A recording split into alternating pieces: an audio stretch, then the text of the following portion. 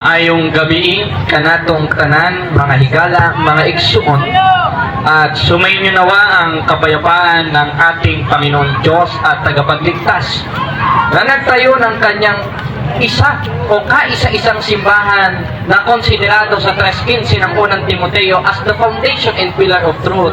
At ayon sa 9:31 ng Diyos, sapagkat yan ay referado doon, dahil ang utos ng ating Panginoong Jesucristo sa simbahang kaisa-isa na yon na tinawag na kanyang katawan sa 1:18 ng Colosas, maliwanag na maliwanag sa 28:19 hanggang 20 ng Mateo. Ganito po ang ating mababasa: Yumaon kayo sa bawat bansa at sila'y inyong bautismuhan sa pangalan ng Ama, Anak at Espiritu Santo, na ituro nyo sa kanilang ganapin ang lahat ng mga bagay na inuutos ko sa inyo. At narito, ako'y suma sa inyong palagi hanggang sa katapusan ng panahon.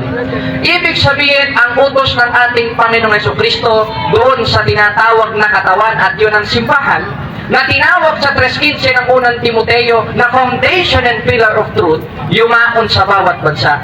Kaya pagkatapos yumaon sa bawat bansa, sa 9:31 ng Gawa, tinawag ito sa original translation in New Testament, because the New Testament originated, translated in Greek, na Hymen et Ecclesian Catholes. At ang word na Catholes referred, according to dictionary o English dictionary, in a word universal, means Catholic, na referred sa church. Kaya ang mababasa natin sa La Sagrada Biblia, Las Iglesias Católicas Apostolica Romana. Dahil wala namang ibang simbahang itinayo ang ating Panginoong Jesucristo na siyang pinupulot na parang panty ng ating mga kaibayo sa pananampalataya, kundi ang Iglesia Katolika. Sasabihin ng mga Iglesia ni Cristo, sa 16 ng Roma ang nakalagay dyan, Iglesia ni Cristo. Tama naman nominative plural yan, na refer dun sa church in 1st century na binasa natin kanina na tinawag na Hymen et Ecclesian Catholes. Na kung liliwanagin, tinawag na Iglesia Katolika Apostolica Romana o Simbahang Katoliko. Kaya wala tayong tutol sa binabasa nila na meron talagang tinatawag na Churches of Christ sa Biblia. Hindi sa kanila yon. Referred sa atin yon. Dahil ayon sa katesismo po ng simbahan, sa Catechism of the Catholic Church 811, this is the true soul that the Church of Christ which we proceed is the one holy, Catholic, and Apostolic Church. Hindi born again Christian.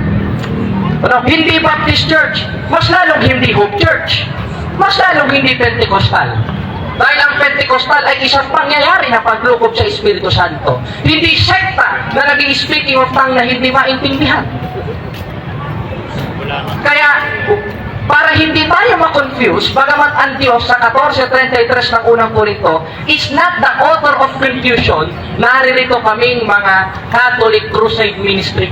Nandito kaming mga defensor katoliko para linawin kung ano ba ang tunay na turo ng simbahan at ng balaang kasulatan na sa Tagalog ay ang Biblia. Because this is our obligation to be a Catholic. Sana kayo rin. Sapagkat sabi ni Saint Cyril of Alexandria, I am not worthy to be called Catholic if I cannot defend my faith.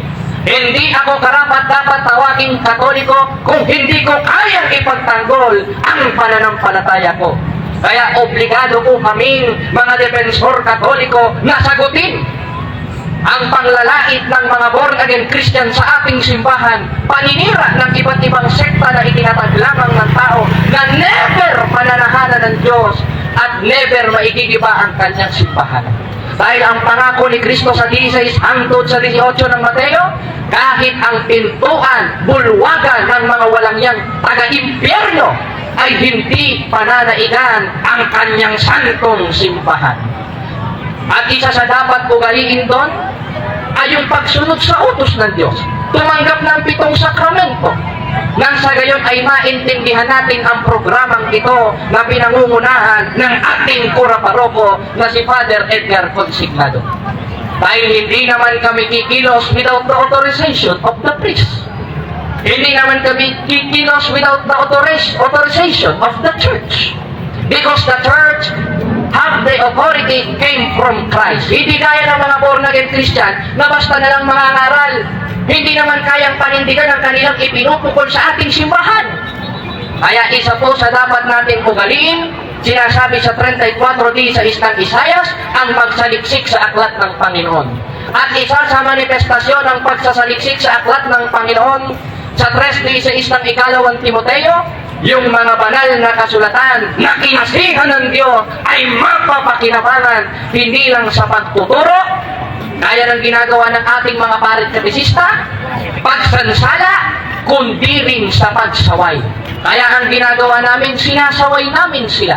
Ang ginagawa namin, sinasansala namin sila. Dahil yan ang utos ng ating Panginoong Jesucristo na inilagay niya sa ating simbahan na obligado tayong mga Katoliko na ito'y sundin sa ikaluluwalhati ng Diyos at ikatataas ng ating Panginoong Jesucristo sa pamamagitan ng kanyang simbahan. Sapagkat sabi sa 24 ng Mateo, maraming magsisilitaw na mga bulaang propeta. Maraming magsisilitaw na mga bulaang Kristo. At yan ang Kristo ng born again, Kristo ng Iglesia ni Kristo, Kristo ng mga Baptist Church na pinatatanggap at pinalalamon sa ating mga Katoliko. Minsan pupunta pa sila, Brother, handa na po ba kayong sumampalataya kay Kristo? Handa na po ba kayong tanggapin si Kristo? Hoy! Katoliko kami. Ni minsan hindi sa amin lumisan ang aming Panginoong Jesucristo. Ni minsan hindi umalis sa amin ang aming Panginoong Jesucristo. Dahil mga binyagang Katoliko kami, therefore, tumanggap kami sa Kanya, sanggol pa lamang kami. Ba't mo sa amin pinatatanggap yung Kristo mong born again ka? Dahil yan ang kanilang modus operandum para tayo'y masama sa kanilang religiyon at pag tayo'y nasama sa kanila, 10% ng ating baon, 10% ng ating kita ang mapupunta sa bulsa ni pastor. Kaya hindi porket nagbabasa ng Biblia, hindi na natin dapat paniwala. Hindi porket nagbabasa ng Biblia, dapat na natin paniwalaan. Hindi porket magaling magsalita, ang babait, dapat na nating paniwalaan. Parang politika lang yan. Ngiting aso sa una, pero pagtapos ng botohan, sasakmanin ka na. Ganyan rin ang mga mangangaral pagdating sa relihiyon. Yan ang krisis na nangyayari ngayon, hindi lang sa politika, kundi sa usaping pang-relihiyon. Kaya salamat na lang sa Diyos at araw-araw ay nandito kami. Nang sa gayon ay malulupig natin ang puwersa ng kadiliman na yan na sinasabi sa 56:11 hanggang 12 ng Isayas, mga pastor na hindi nakakaunawa, mga asong matatakaw. Bakit matatakaw? Dahil sa ikalawang Timoteo 3:1 hanggang 5, salapiin nating mga Katoliko ang kukunin nila. Pera nating mga taong bayan ang kukunin nila. Parang magiging taxpayer tayo kay pastor pag tayo'y nasama sa kanila. Ano? Sasabihin, nagbabasa naman sila ng Bible. Doon ko naramdaman ang presence ni Christ. Engot, ang pagsamba hindi para sa iyo. Ang pagsamba ay para sa Diyos. 4:24 naman. Ang Diyos dapat ang makaramdam na sinasamba mo siya. Hindi sa iyo ipararamdam. Bakit? Dahil sa 24:23 ng Mateo, maraming magsisipa rito na magsasabi, nandun ang presensya ni Kristo, ngunit huwag kayong maniwala. Kaya yung mga born again, ginagamit nila yung utak tinitira nila lalo na yung mga kabataan na may problema, ng mga naglalaslas, ganyan nga yung mga kabataan napagalitan lang dahil tamad maghugas ng pinggan, naglaslas na, nilapitan naman ni pastor, sister, sabi sa 4:6 of Book of Philippians, we need to pray. I-pray over kita. O pagpunta naman ng bata doon, naturingang galit ka. Naturingang may naturingang malungkot, makikita nga naman yung praise and worship nila, patalon-talon, parang mga palaka. Gagana yung ganong classic effect, Gagana yung ganong classic style. Kaya dumadami sila. Dahil psychologically umaatake ang mga born again Christian. Hindi doctrinally. Prove me wrong. Tawagin niyo ang pastor ninyo, hinahamon ko ng debate. Kung kayo tutoy. Dahil di ako pumapatol sa mga miyembro lang. Dapat puno sa puno. Sa 12 ng Efeso, dahil ang ating pakikipaglaban ay laban sa mga pamunuan ng katiwalian na ito, hindi lang sa ating bansa, kundi sa usaping pang-relihiyon.